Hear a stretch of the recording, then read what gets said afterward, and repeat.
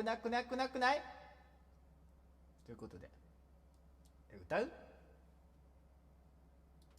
伝病の歌。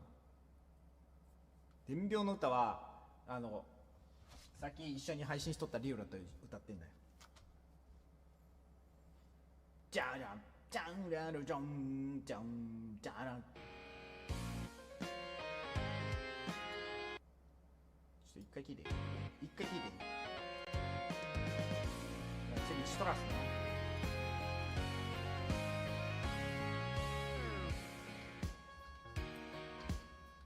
ななななななななななななな。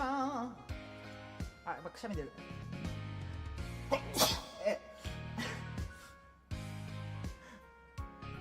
ッケー。じゃあシトラス歌うよ。歌っかな。こんばんは。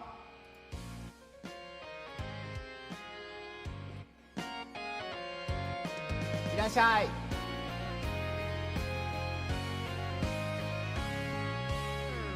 夏を奪ってゆく路地裏の香りが昨日までの僕忘れさせたんだ。酸いも甘いも捨て平凡に埋もれてもここにある幸福は何にも変えがたい。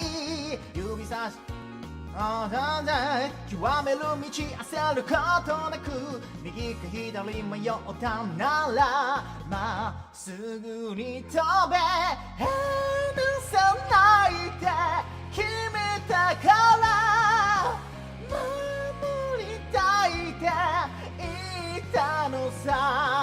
本物の強さだけ見つけたくて今未練なんかこれっぽっちもない。無作為に伸びてる雑草も自由をつかんでそれぞれの未来が咲き誇る君といれば。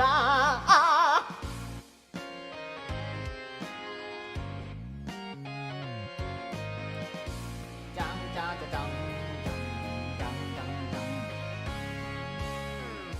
ほだされてしまったシトラスの香りに強く心の臓をつかまれたようでうまく笑えているあの日の僕らよりも悩み方すら忘れた誇らしい愛情。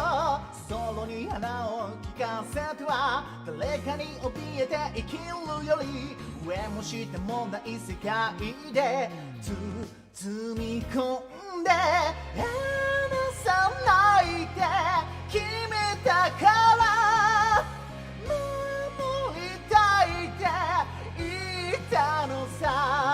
本物の強さだけ見つけたくて今未練なんかこれっぽっちもない。もどかしくつぶがその身動き取れずにごてごてに回り沈むのなら空へかけろ。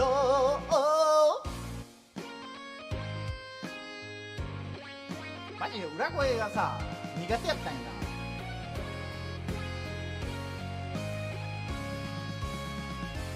すぐこぼれないようにずっと何が変わらないままで離さないで決めたから守りたいって。あ、やばいちゃんと覚えてなかった。本物の強さだけ見つけたくて今未練なんかこれっぽっちもない。無作為に伸びてる雑草も自由をつかんでるそれぞれの未来が咲き誇る君といれば。